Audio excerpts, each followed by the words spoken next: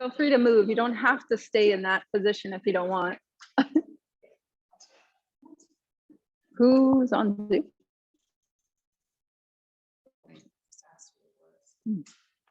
Just says iPhone. My phone asked who it was and they didn't answer yet. Oh, okay. Okay. Okay, so we're gonna get started. This is Jess. So we're very excited to have her. She's a wealth of knowledge with regards to nutrition, and she's got a lot of information for us. So we are recording it, so you can watch it after the fact, because you're gonna leave here and be like, What? "Oh my God, what did I just learn?" So thanks, Jess, and yeah.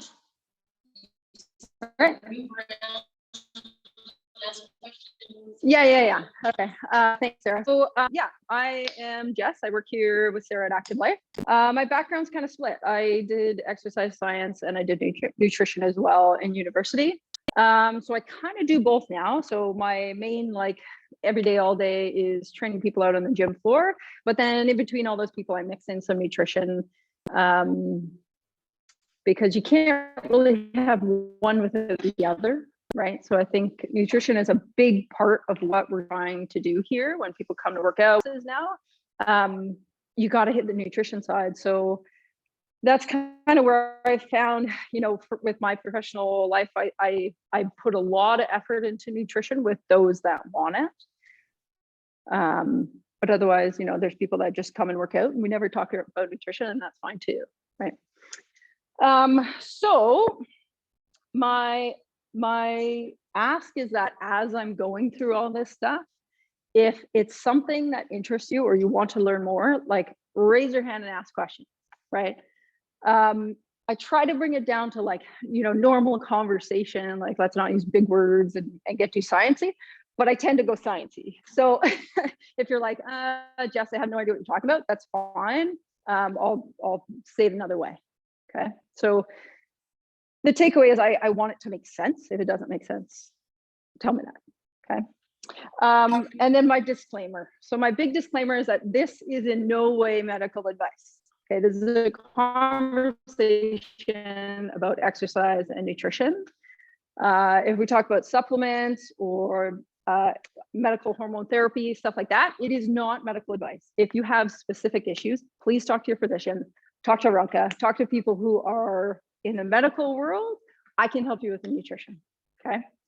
But otherwise, yeah, this is just, general information for everybody. Okay.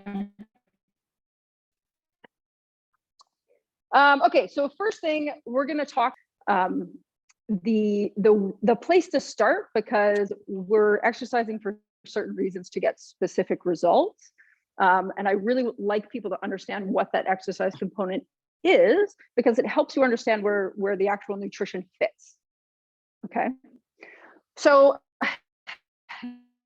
if you look at your handouts and those on Zoom, who's on Zoom?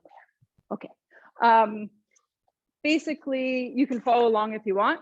If you prefer to listen, that's fine too. But we're going to start with what is heavy lifting. So we have the ALC 2.0 classes, which are essentially lift heavy shit, okay? The lift heavy shit is like a nice catchphrase, right? Like it gets people's attention, but we are essentially trying to lift heavy, okay? What heavy is relative, okay? If you're general population or you're like crazy fitness people like us, that lifting heavy is going to be very different in terms of like actual poundage, but essentially it should just be heavy for you. Okay, so if you're a beginner, you're just starting out, it might not seem heavy to me, but if it's heavy to you, that ticks the box. Okay, you'd be in the same programming. The weight would just be heavier. You'd just be working harder, but it all falls into the same programming.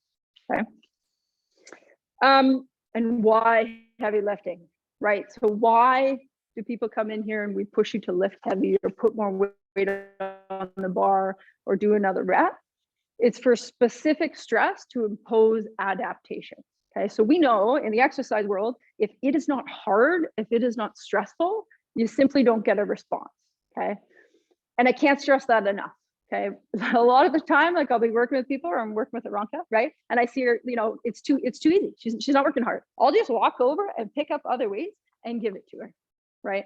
because I know she can work harder, and she probably knows she can work harder, right? Sorry to pick you out, but you get where I'm going at. It's gotta be hard, okay?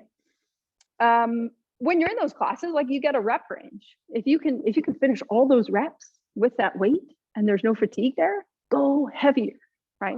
Add a little bit more, okay? The results that you're gonna get from that are way better than if you just kind of went through the motions, okay? Okay, so if we take a step back, and we just talk about, like, you know, hormonal stuff, perimenopause, menopause, postmenopause, why we're kind of sitting here today is as we enter into what each one of the phases, we start to feel the effects of changing hormones, okay? And that tends to be most women's complaints, right? Perimenopause, oh, I'm feeling XYZ. Menopause, it kind of continues. And then postmenopause, you have a whole handful of other stuff, okay? Why that happens is mainly due to estrogen, but there's estrogen, progesterone, and some other changing hormones.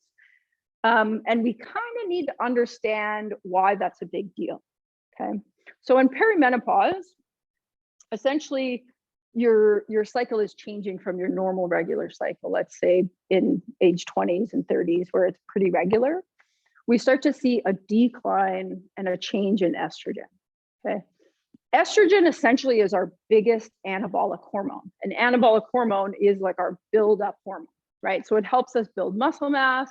It drives all those processes that help us build healthy bones, healthy joints, all that stuff. And it's declining, okay? We generally feel that as like a loss of strength, a loss of energy. We couldn't do what we did years before, right? And that's the stuff that we tend to hear in terms of complaints. So it's important to understand that all that stuff is normal, right? Like all those changes are normal and they will happen. But we can use exercise and nutrition to kind of combat that, okay? The thing, and I was having a conversation with Brandy about this today, who did your class today, is that another big complaint is that women don't feel as strong, right? They don't feel as strong, or they don't have the same power that they used to, okay? The reason for that is as estrogen declines and there's a change in the receptors, right? As it's doing its signaling, there's also a decline in acetylcholine. So the way that acetylcholine works is within muscle contraction. So as muscles contract, we contract, and there's a let's call it, I'm called myosin, that works with acetylcholine to actually contract at a maximal force as that normal thing that's going to occur in perimenopause and into menopause, okay? So you will see that decline, but it is trainable, okay? So if you actually train for that maximal contraction, it will happen and it will come back and you will get stronger, okay? Which is good to know, okay? Yeah, so loss of bone mineral density is a tough one, right? We generally get our peak bone mass around age 30, and then it kind of slowly declines, okay? Unless you do something to keep it, okay? So the biggest drivers of you know, bone density and actually bone remodeling is imposing a stress, right? So like stomping your feet into the floor, lifting heavy weights, eating protein, right? Getting those that anabolic stimulus actually happening. Otherwise, it can decline quite quickly. Okay? And we see people who aren't active and don't do those things. There's a drastic difference between someone who is super active, someone who just sits behind a desk. Okay, and that's important to know. I mean, we're talking about longevity, right? So, you know, if you're thinking, you know, now you're 40 and you have another 50 years of your life, you want to make it into your 90s, you want to be healthy and you want healthy bones, you have to do the stuff now, okay? Once you get postmenopausal, it becomes harder. It's not that it's impossible. You're not really going to reverse what's happened, but, you know, you're setting yourself up now for things that are going to happen in hopefully 20, 30, 40 years, okay? The other thing that estrogen really does, and again, is one of the things that I hear a lot, is women's ability to handle stress. Okay, so perimenopause is the first kind of like, it stays the stress estrogen changes its form slightly. So it's not as potent of a form as, what we had in our 20s and our 30s. And it changes a little bit. We also see a loss or a change in density of receptors to that hormone. And why that's important is because as we get this stress, our ability to combat it is worse, right? So if we're not doing things to actually help combat that stress, that becomes a real limiter for people. So stress will generally show up as fatigue, right? Just that ability to not function in life, right? You've kind of gone over your stress maximum.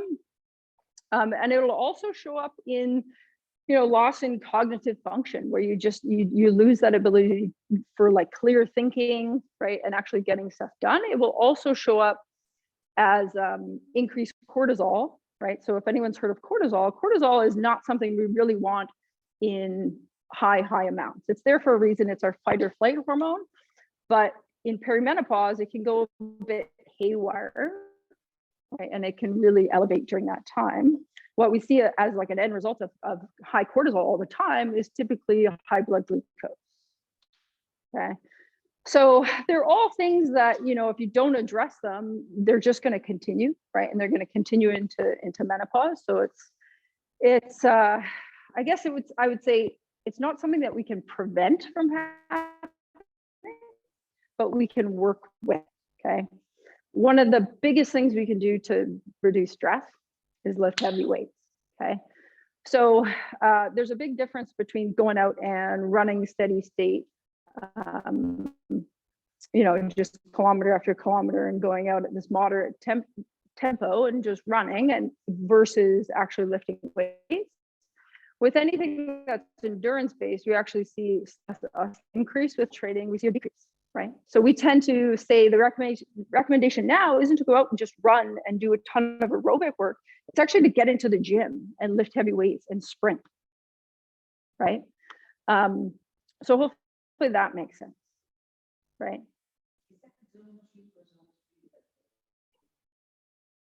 Zone 3, yeah, right? It's like, right? So it's that high intensity stuff at the very top, right? Which is hard. Yeah, so like zone 1 is like your aerobic, your base fitness.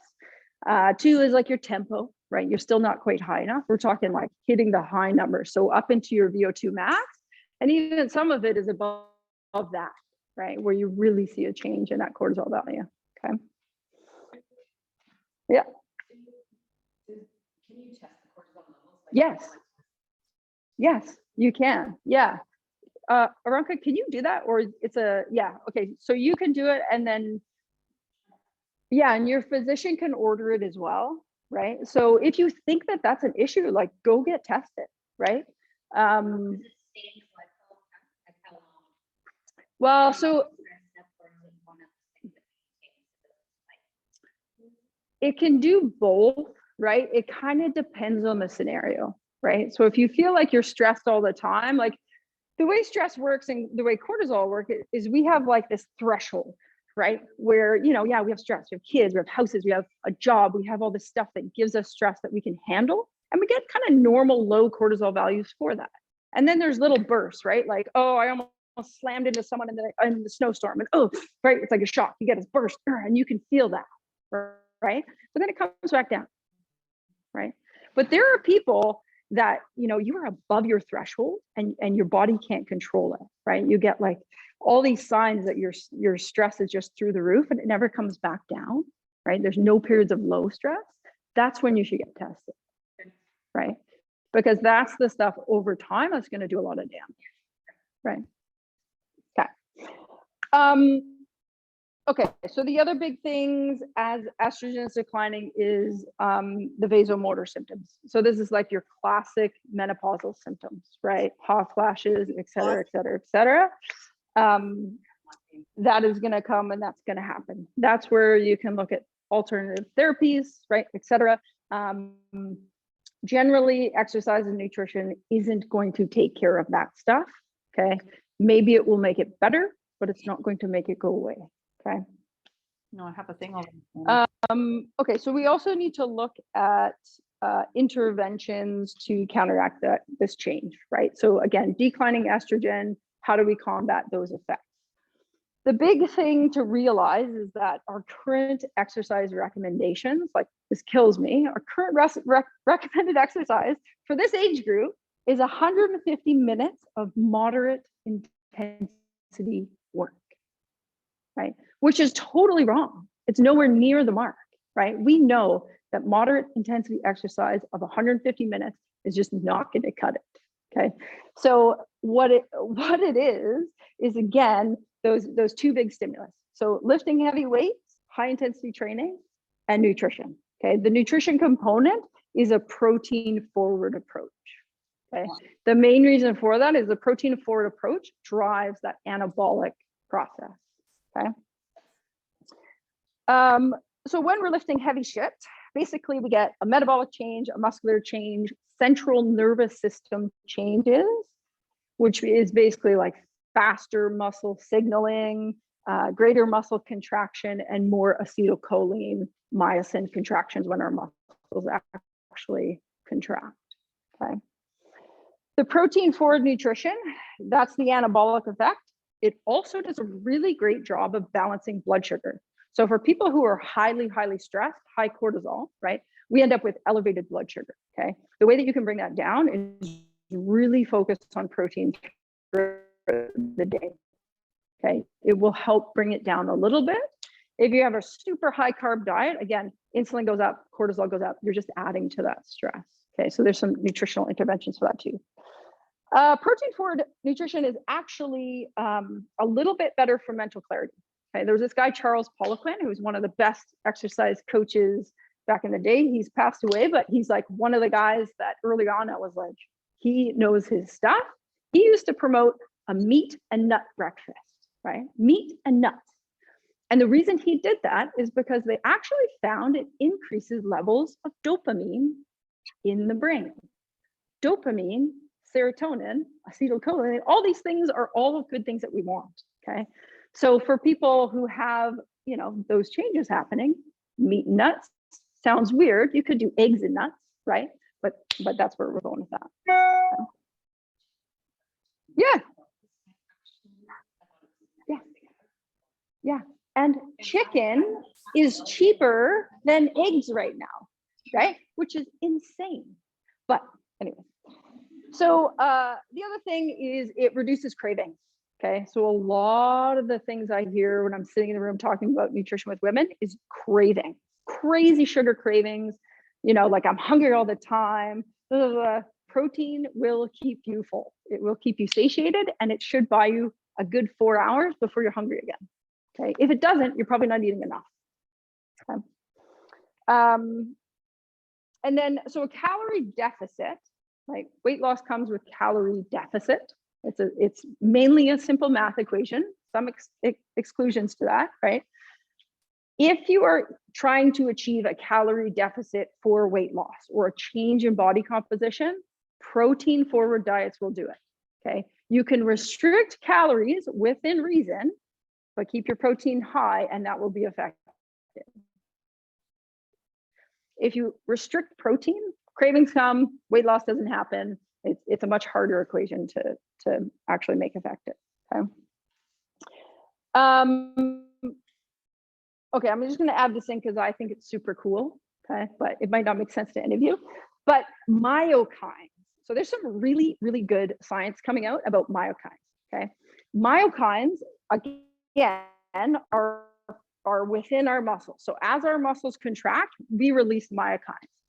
All these studies are basically taking muscles and approaching them as an endocrine organ, okay? So when we think about organs, we think of like our heart and our liver and our kidneys and like these things that have really important jobs, but we don't think about muscle. We just think about these organs doing all this signaling that run our body. If you think about this correctly, muscle, due to its actions and release of myokines, is actually the biggest endocrine organ in our body, okay? Its effects are paracrine, endocrine, right? They do both those things. So muscles contract, they tell our thyroid what to do, They tell our other organs what to do. They tell our heart what to do. They are the driver, okay? So what that means, exercise is the easiest way to get an endocrine response in your body. As muscles contract, it signals everything else, okay? That's why exercise still is the #1 recommendation to improve your health. Cool, right? My plan's gonna be huge,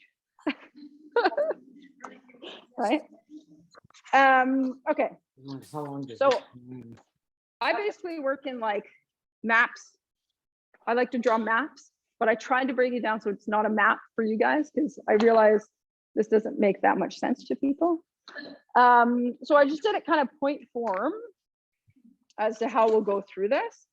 But I wanted to give a little piece just to touch on what Aranka was saying in terms of menopausal hormone therapy. The first thing is it's a therapy. It's not a treatment, right? So it's a therapy to deal with vasomotor symptoms. They do work. There's tons of evidence that it works, and it's highly beneficial. So if you are having problems, like for sure, have that discussion with your physician or your naturopathic doctor or functional medicine doctor. But the one thing it doesn't do is it doesn't change body composition, okay? And the reason I'm saying this is because a lot of women go on it in hopes that they will lose weight or that their body composition will change. It does not do that, okay? Yes, sure, it is helpful because you're getting some relief and it sets you up to do exercise and actually feel better, and that is awesome. But you have to do the work, okay? And what I mean by that is you have to exercise, you have to eat well, and you have to push yourself, okay?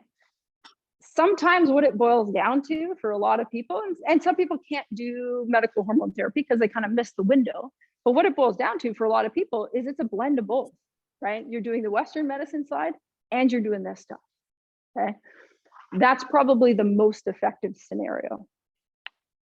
Okay. Does that make sense? Yeah, okay.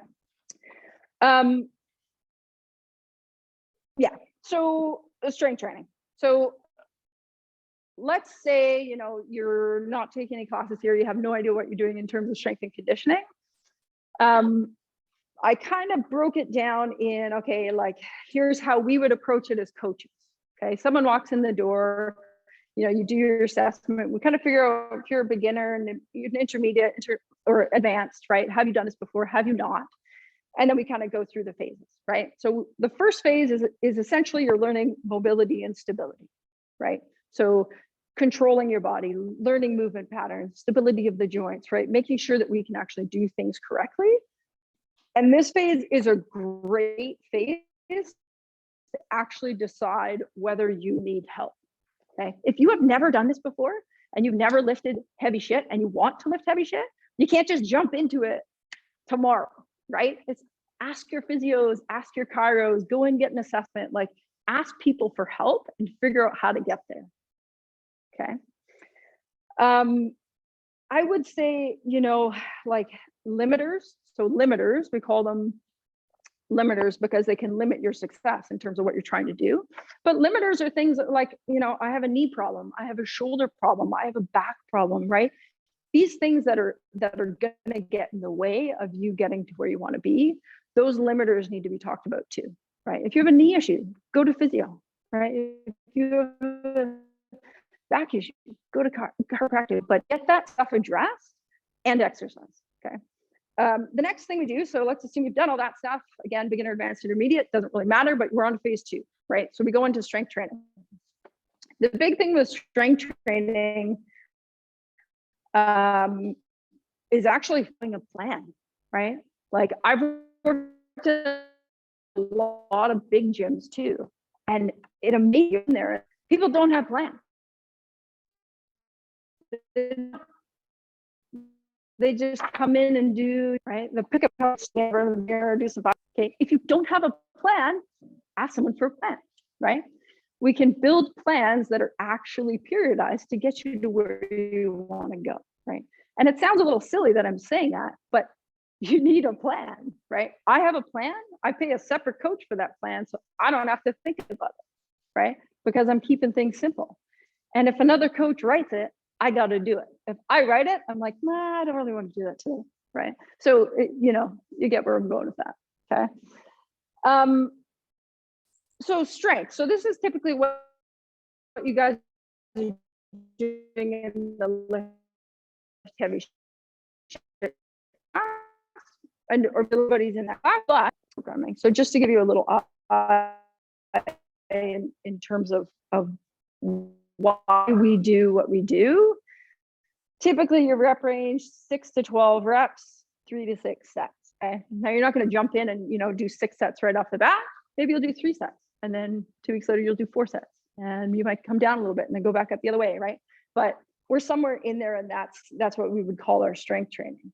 Okay, there's some science behind those programs, right? So those programs you're paying for and the classes you're going to, we follow a specific training protocol to actually see that progression and to get you there. Okay. If you want to learn that when you're in those classes, ask those questions, right? Or ask your coach and actually figure it out, because those are life things that you can continue with, right? Typically, the way that programming works is it's undulating in terms of how we schedule it. So we usually do, 2 weeks you're going hard. We're going to hit certain things super hard. There's a bit of a deload week, right? Then we go at it again, 2 more weeks, really, really hard. Could be 3, but deload week, right? It's all of it's kind of based on what we're seeing, right? 2 weeks hard, 1 week easy, 2 weeks hard, forever, right? And there's progression with that. So it's not just something you're going to do for 12 weeks and be like, I'm done. Like, this is forever. Okay. So as you learn it, great, apply it. Okay. So strength training is typically what we're doing in those classes. Power is kind of next level. Okay. So doing actual power training, which I really love. I'm sure Sarah likes it too, right? So power training is a little bit harder, a little more intense. So a little more load on there. We're going higher towards those 1 rep maximums. And typically you'll see, you're only doing that 3 to 5 times, right? So it's so heavy, you're only lifting it 3 to 5 times to get that actual maximal muscle contraction. So I like to push people into, super heavy strength training. And then if they have an interest, yeah, let's do some power training. Like, let's lift really heavy stuff a couple times and call it a day. And if you're one of those people that's really struggling to actually feel strong, right, and to actually feel like you can lift things,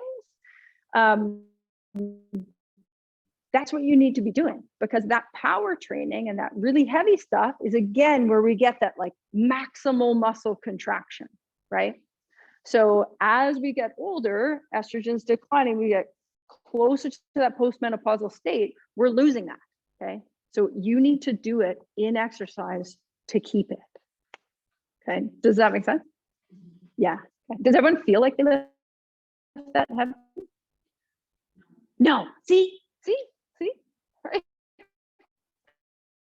Like, lift heavy. Nothing's going to happen. You lift, put it back down, right? Like, lift it. You can't leave it there, right? Yeah, and sometimes you're like, wow, I just lifted 30s, right? Which is great, but give it a shot. Okay. Okay. So high intensity interval training. Okay. What is it? There's actually 2 groups. So there's high intensity interval training, and then there's sprint interval training. Okay. We actually want to do a lot of sprint interval training. So this is like super hard, less than 30 seconds, super maximal work, right? So like above your VO2 max. Okay.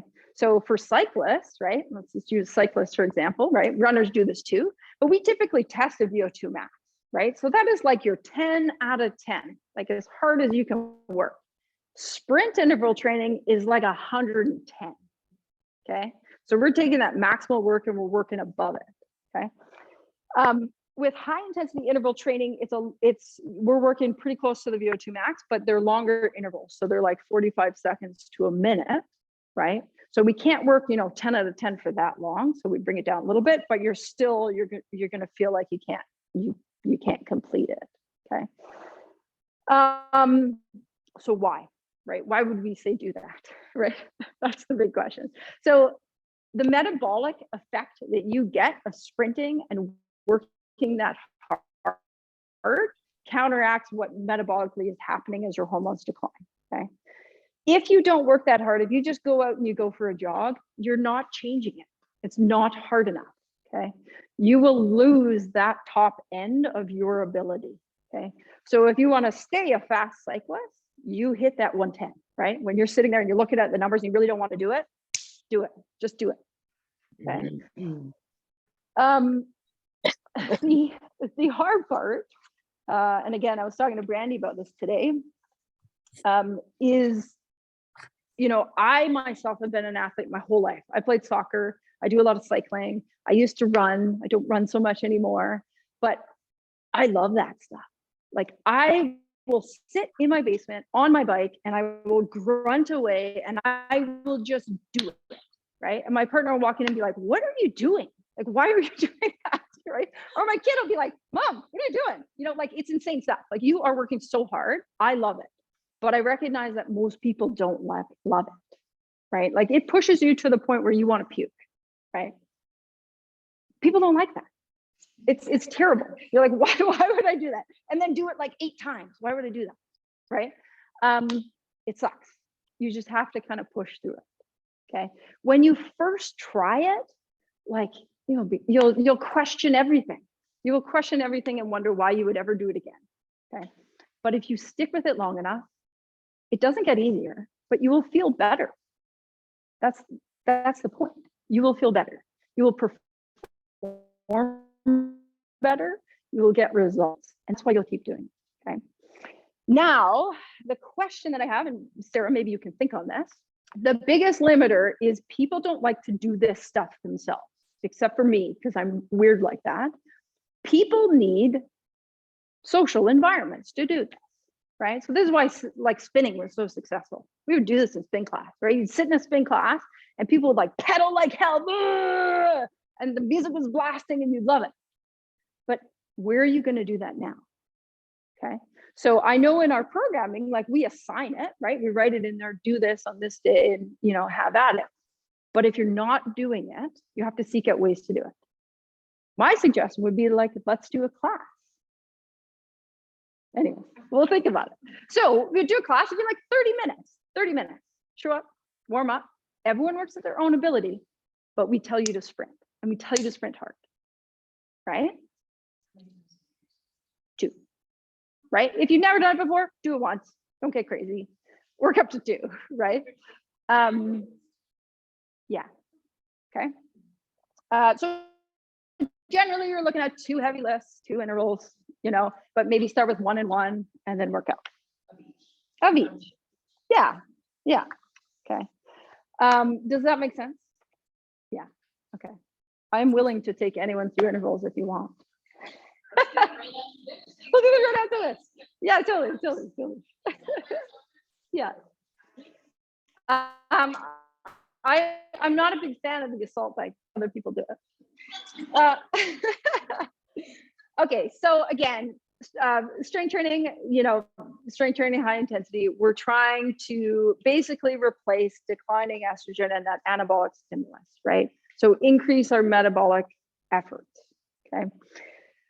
Nutrition, so where does nutrition fit in, okay? The big thing with nutrition, and what I say to people when I sit down with them, is go get blood work done, okay? If you think you have something going on, you don't feel awesome, just go get blood work done, right? Everything. Just go to your family doctor and say, I need a full blood panel, check it all. Vitamin D, thyroid, you name it, right? If you're having a discussion with them about your hormones, do your hormones, right? Do it all, okay? If you're curious about your bone mass, ask for a bone density test, right? It's all there for us to access. You just have to ask for it. And sometimes that's the hard part. Can I just make a comment here? Yeah. Maybe repeat it for people on Zoom. It would be good to have some tools in our toolbox. I just had this discussion with one of my clients this morning. She went to her doctor, asked exactly what you said, and she said no. I don't think it's gonna happen. Yeah. I want my vitamin D tested. She said no. She made her pay $50. Yeah. So Sarah's question was about having tools in your toolbox to actually talk to your physician when you're asking this stuff, okay? What I usually say is tell them what you are trying to do, Okay, if you advocate for yourself and you say, listen, I'm sitting down with a nutritionist and I'm trying to eat better and do all these things to better my health. I want a baseline. I want a baseline of where I'm at so that that person also knows where I'm at so I can do all the steps, right?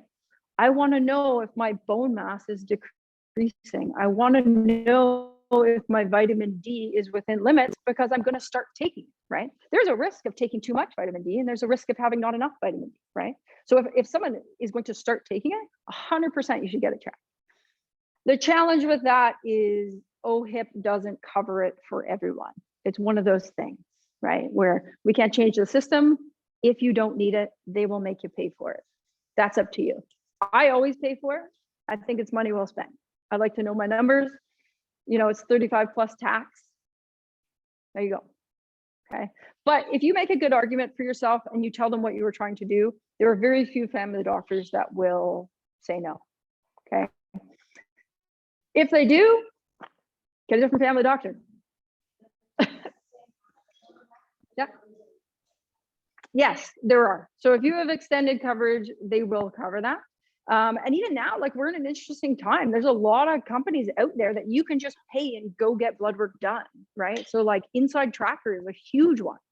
It's expensive for sure, but they test everything, right? So if you really want to know, work it into your budget, pay for it, get it, right? You're probably going to have to spend money on exercise and nutrition or a naturopath or something anyways, right? So factor that in and do it. Okay. Okay, so I say, like, try and get it done twice a year. If you're doing specific stuff or you're taking some supplements, sometimes you'll have to do it more often, right? So sometimes they'll do that with medications too, right? Like you end up on some thyroid meds or SSRIs or other meds, like you're going to want to test that more frequently to actually make sure you're staying within range. Okay. Okay, so building a solid foundation of nutrition is simple. So that's just like baseline, right? Where we sit down, we talk about basic 3 meals. Okay, let's eat 3 meals and start with that. Okay. I found a lot of people just want to overcomplicate things. How do I do this? How do I do that? Like, let's start with the basics. I find the basics actually clear up a lot of issues where let's just do breakfast, lunch, and dinner and see what we can make happen. Sometimes slowing things down and just putting a little more thought into those 3 meals actually takes care of a lot of stuff. And you don't have to overcomplicate it. You don't have to cook fancy. You don't have to add in food you don't like. You just do 3 meals. Okay.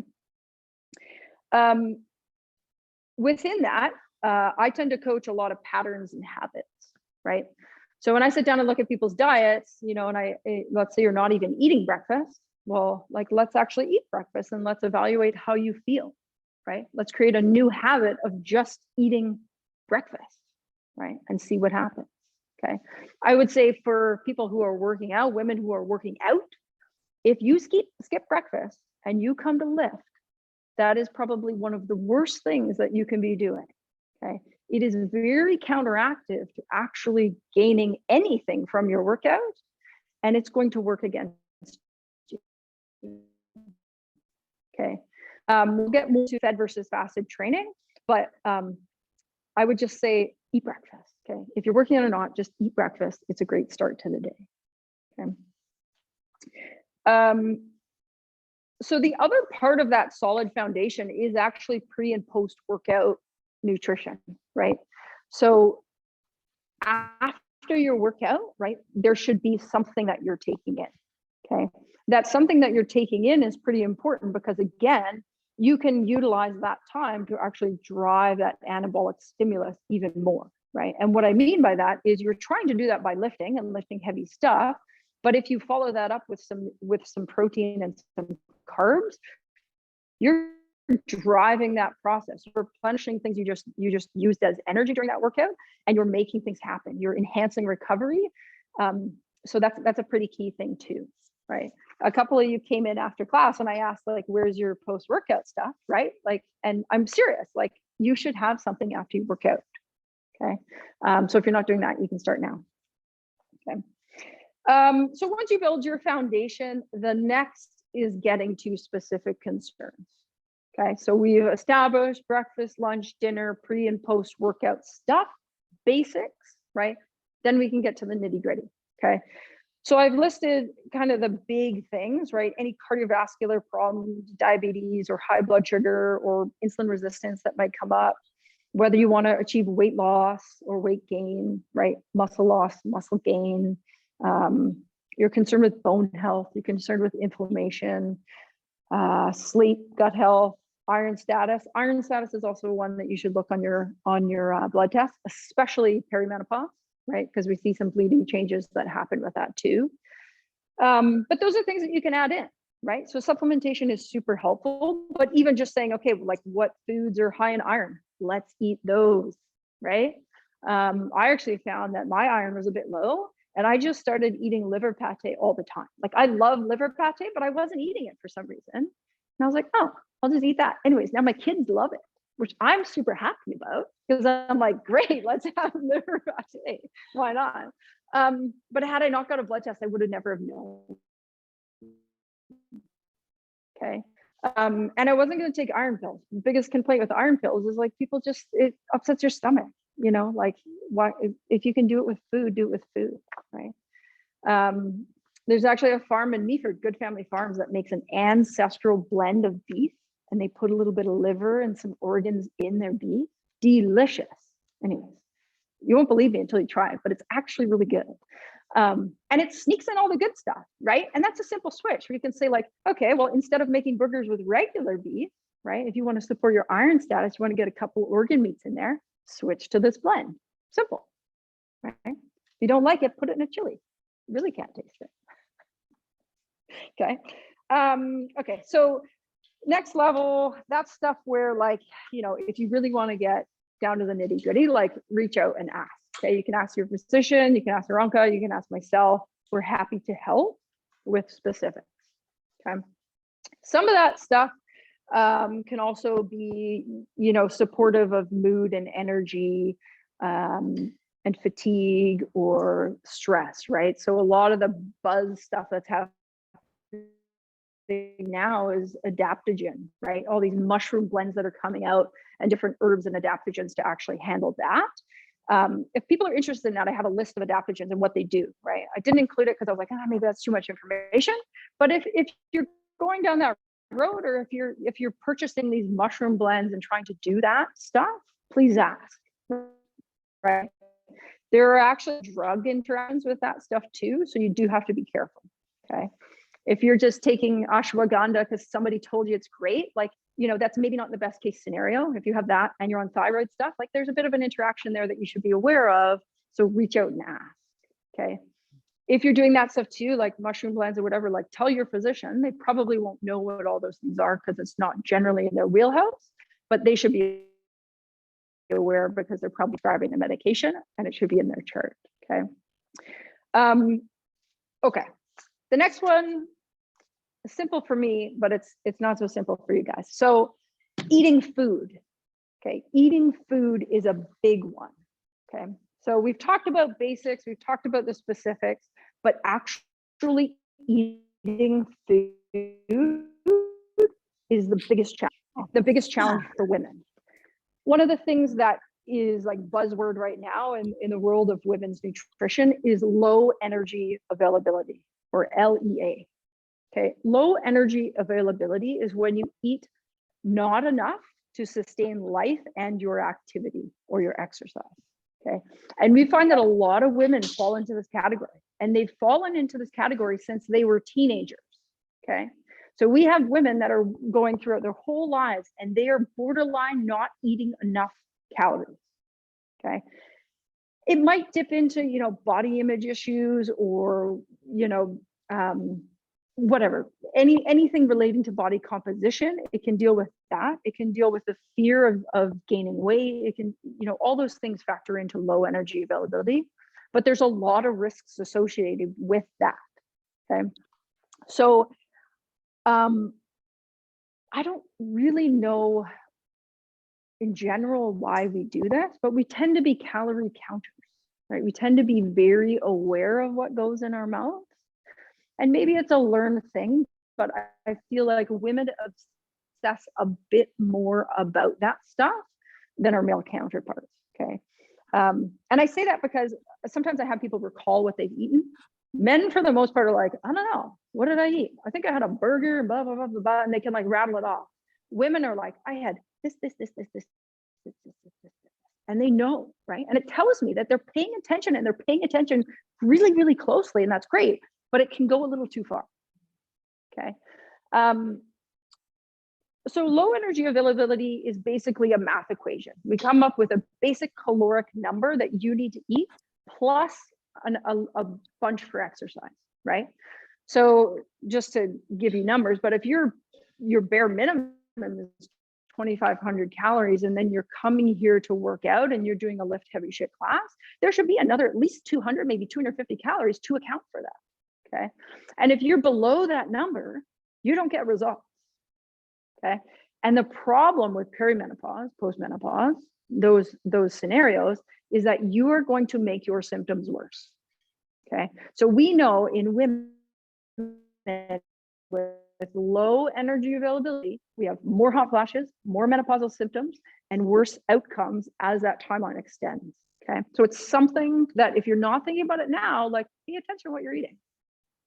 Okay.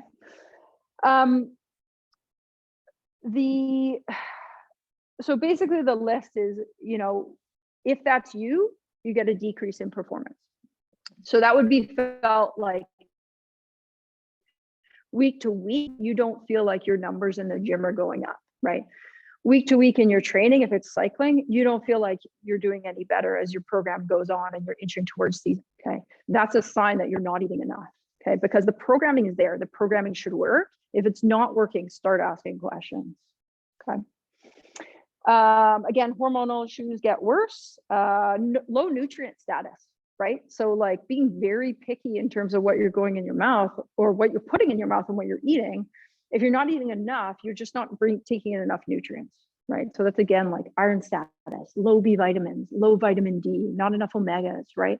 All those things that are super important when it comes to training.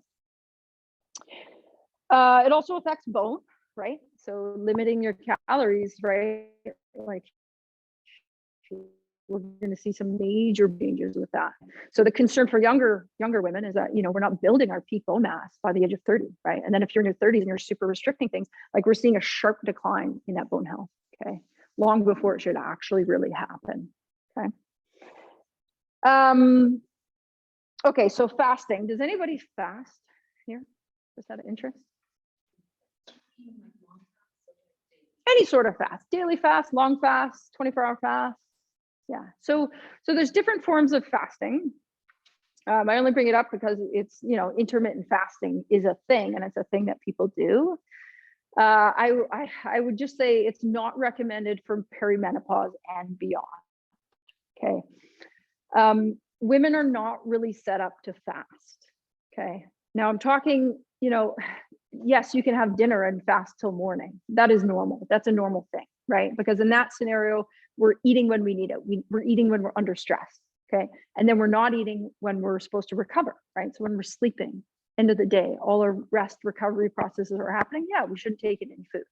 But if you are fasting, like fasting throughout the day or fasting before exercise, generally you're going to get a lot of the same symptoms of low energy availability, where you're just not going to benefit from training. You're not going to perform as well. And that stuff can be a real issue. You should eat something before you come here. The question was, what about 6 a.m. class? Yes, you should eat before your 6 a.m. What?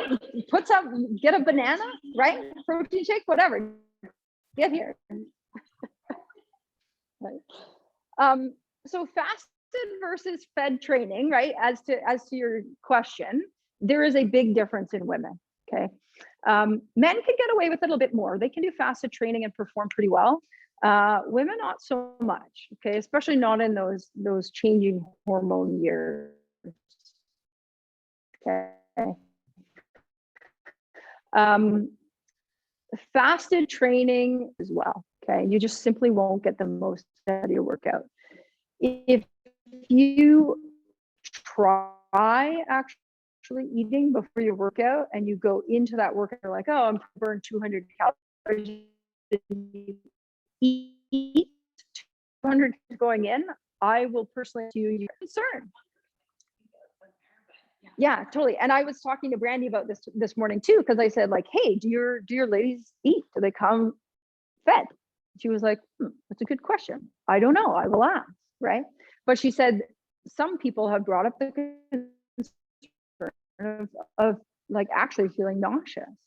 So there is a little bit of experimentation there, right? I don't expect you to have like an egg burrito on your way to a 6 a.m. class, because that for sure will come back. But if you think about the caloric load, right? Like 200 calories, right? That's like a banana with a couple tablespoons of peanut butter, right? So, you know, like some oatmeal with some berries, right? Or oatmeal stirred in peanut butter, right? Where you can catch up is eating right after that workout, right? So something small before, do your workout, but then nail the post workout. Totally. Then eat the egg burrito. Yeah, right. So protein shake, full breakfast, like don't miss it. Okay.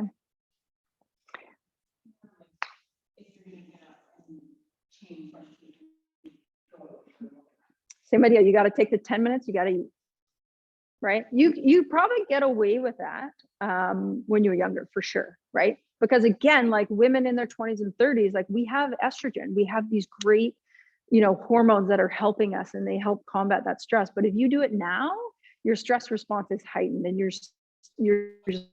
simply not going to feel the same. It's a hard adjustment for women, right? And especially for runners, because that's your pattern, that's your habit, right? But I would say try it. So give yourself a little extra time, eat something, and go for a run. Okay. Yeah. Yeah, totally. And you don't want to have to duck into the woods halfway through your run either. And that's understandable, right? But then see what you can do. And again, if you can't, at home, you gotta eat, right? So there's that little window afterwards where you gotta eat. Okay. So I would say like fed training is the way to go. Do some experimentation on it. If you need help, ask. Okay. I have pretty good recommendations around it. I've had a lot of people kind of go back and forth on certain things, but ultimately it boils down to self-experimentation. Okay. But overall, like your caloric load for the day, it has to be addressed. Okay. So pre-workout, post-workout, pre-workout, eat what you can, post-workout, there's still proves to be this kind of 30-minute window, right? So post-workout should be protein, so to drive anabolic stimulus, and carbohydrates, okay?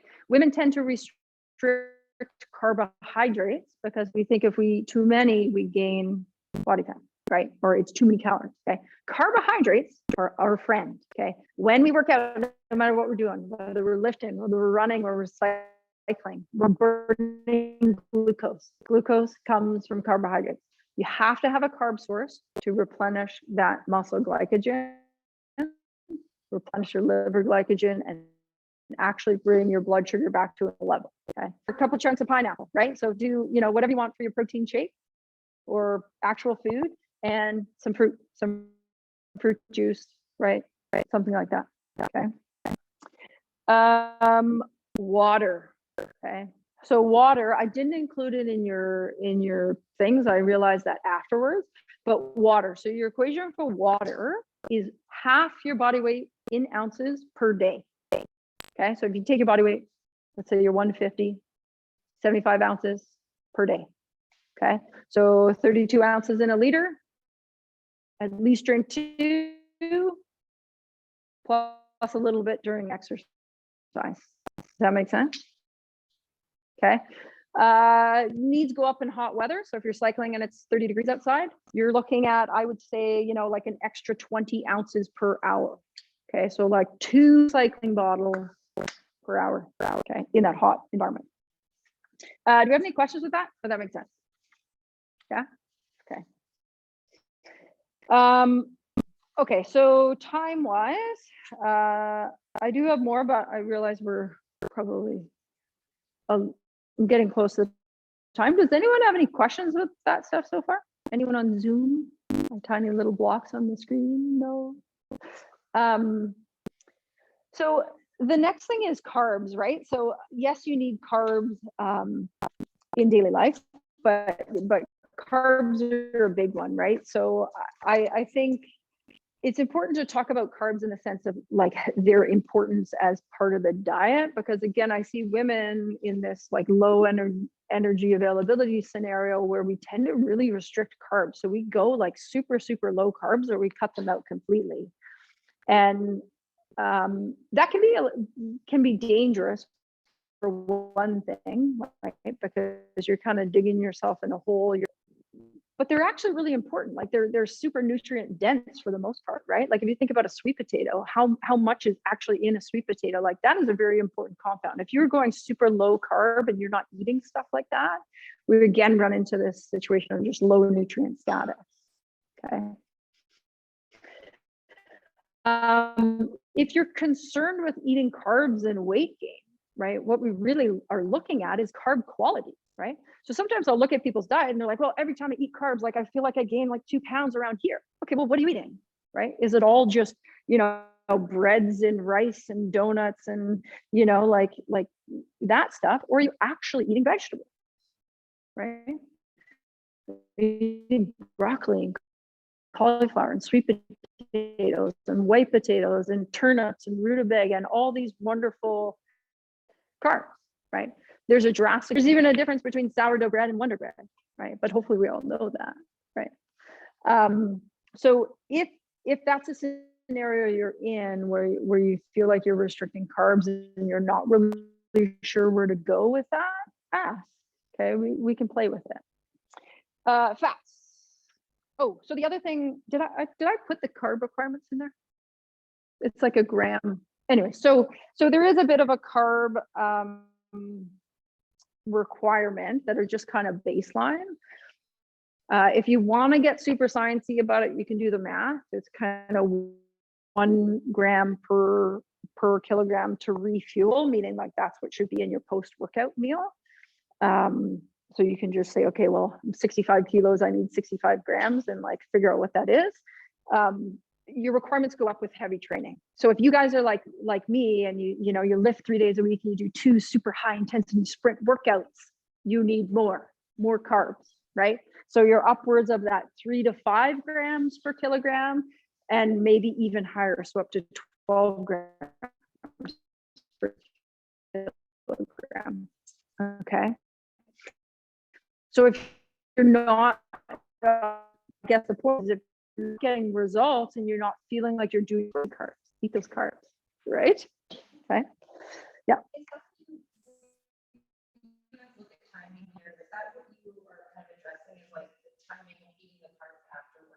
Yeah, so there's other modes of doing it. So the question was about timing carbs. So yes, there is a timing element to it. So in perimenopause and menopause, we see a decrease in our body's response to insulin.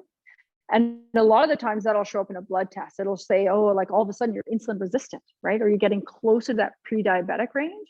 And it's simply because we have this change in that insulin receptor that's affected by estrogen. Okay. So what you actually can do with that is you change your carb timing and when you eat it. Your body's most sensitive time to the effects of insulin is after exercise, right? So insulin actually attaches, and then blood sugar, glucose can actually go into your cell. That kind of attachment is a little bit weaker in perimenopause and beyond. Okay, so what you would do is you'd simply work out, and your biggest carbohydrate load would be in that 30-minute window, right? If your concern is body composition, or you're trying to achieve weight loss, you don't want a ton of carbs or you're not working out. You want to put the bulk of them around that, right? It can be a little bit before and a little bit after, and work from there. Okay. The wonderful thing about carbs too is they actually help us sleep. Okay, so for perimenopause and menopause, sleep changes big time. If you really dial back your carbs and you go low carb, your sleep is going to get worse, guaranteed. Okay. in that case, I usually experiment with people a little bit, and I say, okay, like, tonight you're going to eat XYZ, you're going to eat carbs, and we're going to see how you sleep, right? For most people, it works. And it's as simple as saying, like, roast a sweet potato and eat it, and then go to bed. I think that's a fascinating part of nutrition. So I would say, if you're not doing that now, if you're not eating carbs and you're not having carbs after your workout, try it. Yeah. Mm-hmm.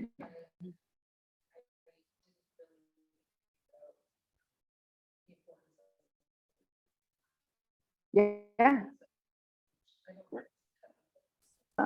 Insulin response as well. Okay. So fats, don't overthink them, eat them. Okay. But in their most natural state. Okay. There's a difference between, soybean oil and fried foods versus extra virgin olive oil, right? Butter, lard, great stuff. Coconut oil, right? Natural, actual fats are great, and we should eat them. Okay. I still come across people that are a bit fat phobic, right? And what I mean by that is they think that when you eat fat, you gain fat. It doesn't really work like that. Okay. You got to eat a lot of fats to get fat. Sure, they're calorie dense, right? And they're fatty compounds, but it doesn't mean that you're going to pack them around your middle. Okay. So as menopause hits and we see, a little more abdominal stuff start to happen, that's also something that people are dialing back on. And you should actually be eating a little bit more fat. Okay. So fat combined with protein, again, helps that satiety, helps that anabolic push, from training. So eat them. Okay. As long as they're in their natural state and you're using them, within reason, salad dressing, etc. You're taking omega-3s, they're very important. Okay.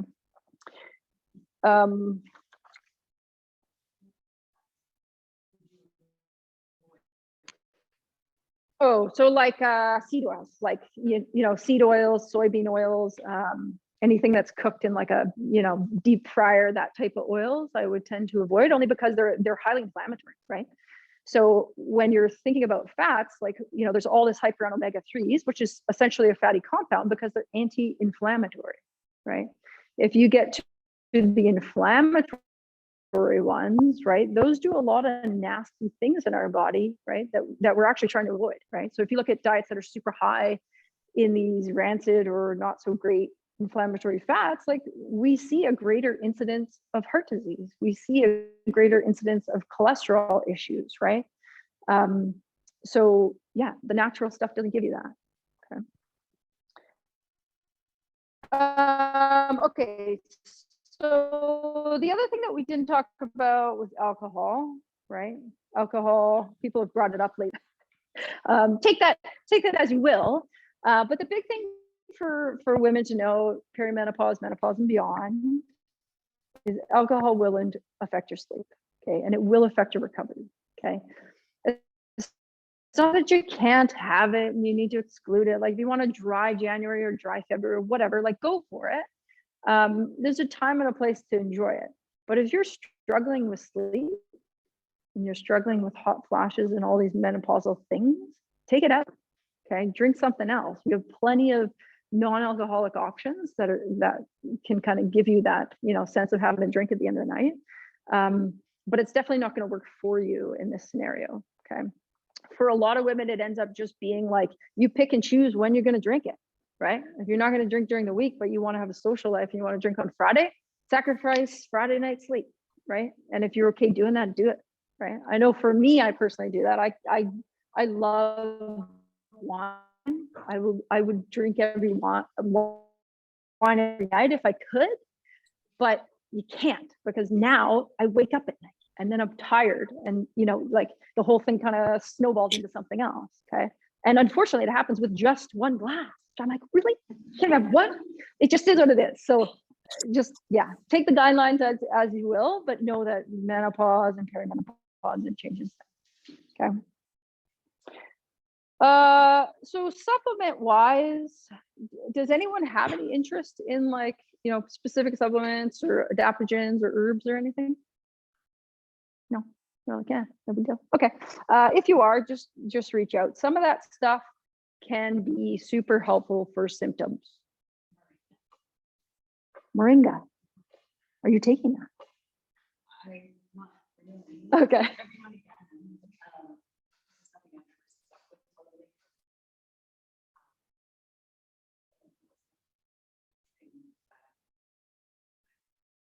Someone told you to take it way back? Okay. Yeah. Mhm. Yeah. Yeah. So this is a perfect scenario, right? Where, you know, I find people hear, okay, this is good for this, or so-and-so told me this, or, you know, you're just trying this stuff. That's okay, but make sure you do your research and you ask questions, okay? Perimenopause and menopause, yes, there's a lot of supplements on that list to try. The supplement industry is also an industry of its own, right? There's a lot of advertising and things that are going to push you towards this, but know why you're taking something, okay? Yeah, so if you don't know why you're taking it, stop, ask somebody. You know, Aronka knows them way better than I do because you've been doing it forever. But there are specific ones that we would give you for perimenopausal symptoms and counteracting things like stress and sleep issues, that stuff. And there's different ones that we give you for menopause, right? But don't just try them and go all willy-nilly with it because things get crazy, okay? So my go-to, I'll give you these, okay? So perimenopause, if your cycles are all over the place, you have cramping and crazy irregular bleeding, and you're having trouble with estrogen metabolism, DIM, D-I-M, that's my go-to. You can get it from broccoli, you can get it from cauliflower, okay? But it helps those liver pathways metabolize estrogen. Okay. You can give it to young girls too, like even before perimenopause, like if you have teenagers or kids that are younger that are, you know, girls that are struggling with that stuff, DIM is very helpful. Okay. The other ones are zinc, magnesium, and omega-3. Okay. Magnesium, you can pair that with some inositol and some glycine if you're having some trouble sleeping. Okay. Those are very nice calming ones. Okay. And omega-3s can help with prostaglandins. So prostaglandins are things that cramp, right? You can feel that cramping. Usually young girls tend to struggle with that more, but it can continue through perimenopause, okay? Magnesium glycinate, yes. Magnesium glycinate. Yes, so there's different forms of magnesium. Yep.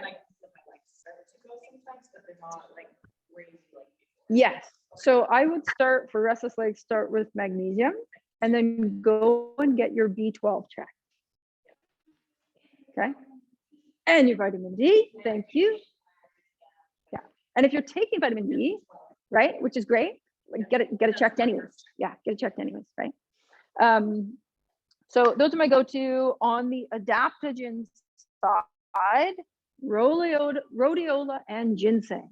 Okay, those are the two that I typically use for brain fog, mental clarity, right? People who are just like, bah, I don't know what's happening on a day-to-day. Okay, rhodiola and ginseng. Okay, cordyceps and lion's mane, right, are like stamina, endurance, right? So if you're trying to get the most out of your workout, those two. Okay, cordyceps and lion's mane, right?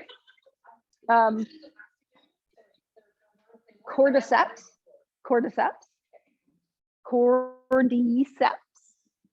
and lion's mane mushroom, okay?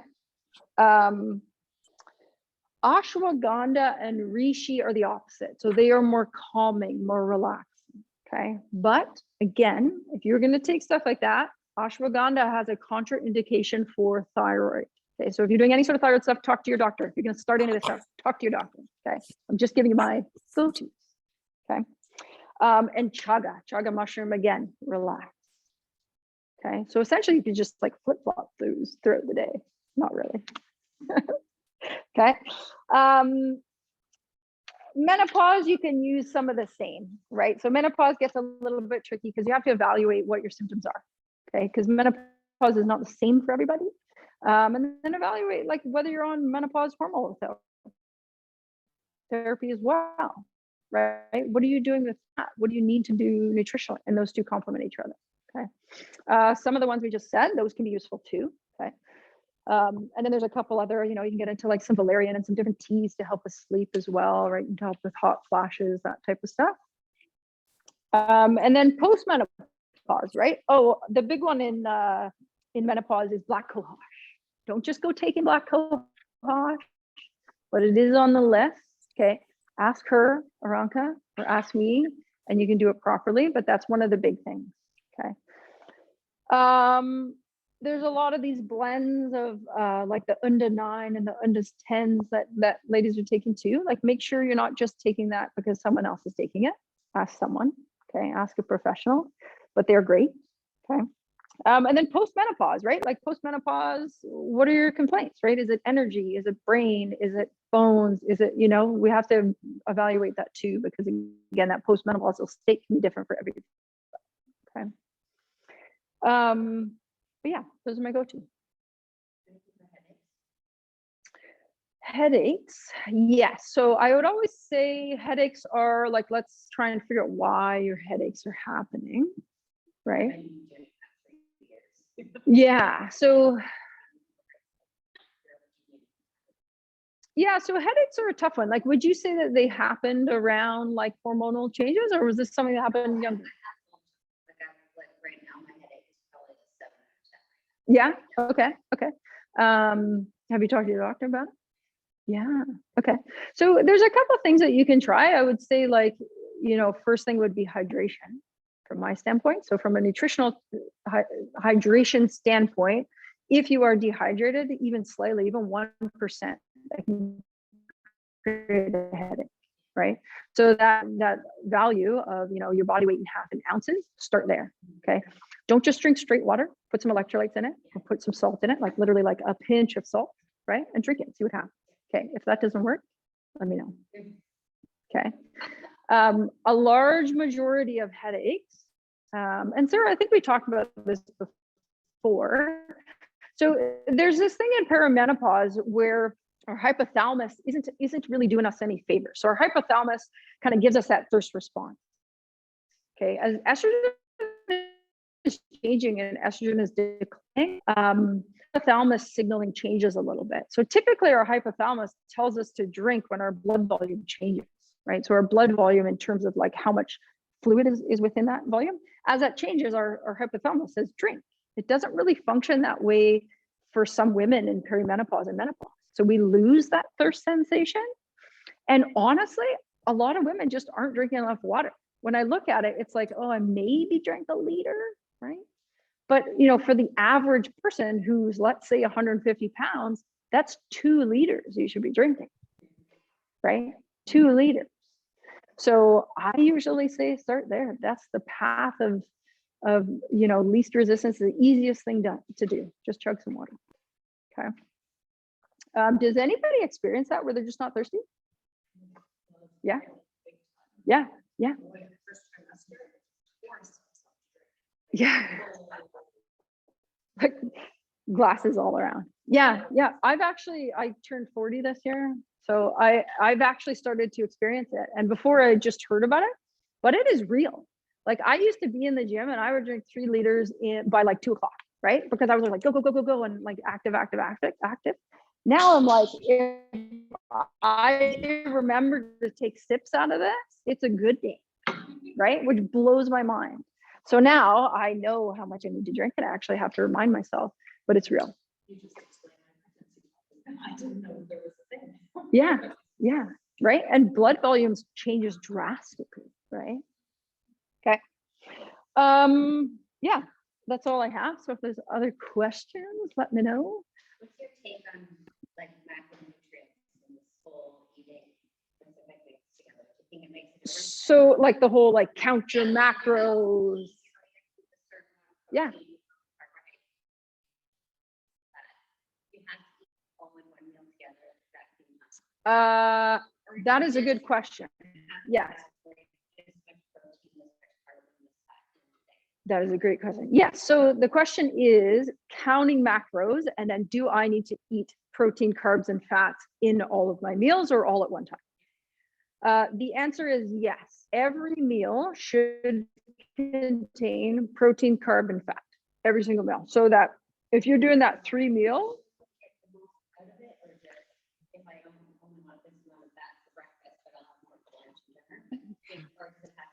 you can play with it.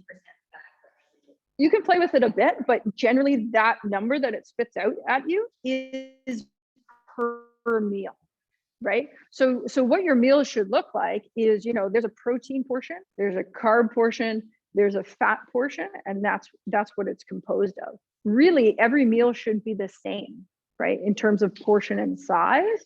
But sometimes appetite gets in the way, right? Where you're not as hungry for breakfast as you were at lunch, so you could play catch up a little bit. But if you are only eating carbs for breakfast, that's not the macro setup, right? And that's not the way that our metabolism really appreciates that intake of food. So if you are doing that, if you are doing it based on macros, yeah. So if you're doing it, it's actually great. Like the numbers that you get are a great way to start. You don't necessarily have to go about it that way, right? Like you could just work on portion size of those things and have it on your plate, and it would work the same way. The idea of macros, it's just like another fad thing, right? It's another way for people to track it. So it's great. It's great because it simplifies it, right? Sorry, I have another question about plant-based protein versus protein. Yeah. Okay, so the question is animal protein versus plant-based protein. What's my take? So my take is it's a personal decision, but the recommended amount of protein that you eat on a daily basis is 1 gram per pound of body weight. Okay. So again, for a 150-pound female, that is 150 grams of protein. Divide that by your 3 meals, maybe a little bit in your pre or post workout. That's 50 grams a meal. Okay. So, if you're landing somewhere within 40 to 50 grams, that's great. But if you are eating only plant-based protein, you got to be really creative, right? Yeah, so there's a crossover, right? So some of those are carbs, right? So like quinoa, yes, it's a high protein grain, but generally it's going to fall into carbohydrates, right? So you can supplement, you can do vegan-based protein powders, that type of stuff, nuts and seeds, right? Tofu, etc. You can do all of those things, but you still need that protein requirement, right? So if you're tracking it and you're nowhere near that, then you got to get a little more specific, okay? But it is a personal thing, right? Like people choose vegetarianism and vegan for specific reasons, and that's totally fine. That's cool. But if your complaint is you're having all these changing in hormone issues or your body composition isn't changing, you got to do the math, right? Okay. Yeah, that's fine. Yeah, so I would say like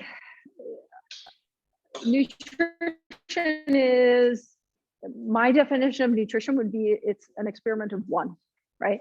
We know the general principles of it, but you have to try it, right? And you have to play with the variables and you have to see how you feel. And then you also have to stick with it long enough to feel things change or feel results, right? It's not magic. I wish it was magic, right? I wish it would be like, yeah, eat this, feel better, be done. But it takes a long time, right? So some of that is patience and willpower, right? Actually doing something long enough to feel a difference. But that's where coaching comes in, right? Like that's where, myself and people who do nutrition, whether it's a holistic nutritionist or a dietitian, right? Like working with a coach and someone consulting on what you're actually doing is very useful, because we run into situations where it's very hard to be objective about our own self, right? Like, we'll sit there and we'll look at the macros and, oh, I did it. Like, why isn't this working? And we kind of bang our heads off the wall when, you can sit down with someone and they can look at it and objectively actually give you useful information. right? So take the feelings out of it, take the frustration out of it, and just get down to the nitty gritty, right? And that's how I feel. Okay.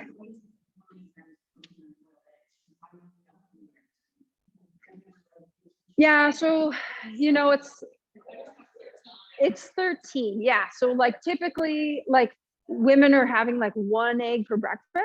I'm always like at least 3, right? Or do 2 and some other protein source, right? Eggs are great, but like 13 grams, right? If you're 150 pounds, you need 50 grams. What do I eat for breakfast? Well, today I had salmon and a sweet potato and a slice of Collingwood Bread Co. Bread with butter on it. It's delicious. And then I worked out really hard. But my go-to for breakfast is actually fish and sweet potato. It's this weird thing I probably did like 15 years ago, and it's my go-to. I don't eat that every day. I'll do scrambled eggs because my kids will eat them. So scrambled eggs and toast, or scrambled eggs and some oatmeal because one wants eggs and one wants oatmeal, but I'll eat both. What about overnight? You can do overnight oats, yeah, but look, again, like, you know, look at the protein of it, right? So you need overnight oats plus some eggs or plus some protein shake. You could put protein powder in it. Yeah, yeah. So you could add those things to it. Typically, a protein powder is about 30 grams per serving, right? So then do like protein powder plus some nuts and seeds. Yeah. Right. Okay. Right. Or peanut butter. I just haven't gotten to the point of actually like, I just want to look at it and be like, this is about this. I don't want to start measuring, calculating, because I just get too obsessed. Yeah, and I don't expect people to count the numbers. Like leave that to us to count numbers. It's ridiculous. But an easy measure is the size of your palm, right? That's about 40 grams. If you can eat that, you're golden, right? If you want to go a little bit more, like if you're getting cravings and you're hungry, like go a little bit more, right? But I forget her name as she was sitting there, but you know, she said she ate chicken the other day for breakfast. Sure, eat chicken, right? Eat leftovers, right? It fits the mold and it works. People think it's a little bit weird because it's not the standard, but like there are other countries in the world that, you know, they eat soup with fish in it for breakfast, right? We don't do that. We think it's weird, but it's okay, right? Scandinavian countries, they don't eat cereal for breakfast, right? Like they eat fish and, you know, some sort of smorgasbord, and that's great, right? So you just have to think outside the box, I think. Yeah, I'm nauseous in the morning. Like I wake up and I have a thing, I feel sick. So I'm trying to find stuff that I can eat, like eating fish for breakfast. Yeah, it's not for everybody, but that's mine. That's mine, right? Yeah, totally salmon, right? Okay, so I guess we'll leave it there. If anybody wants to reach out, email me, ask any other questions, feel free. Thank you everybody for coming, everybody on Zoom. We're doing this again tomorrow morning if anybody wants to come twice, but otherwise, thank you. Thank you.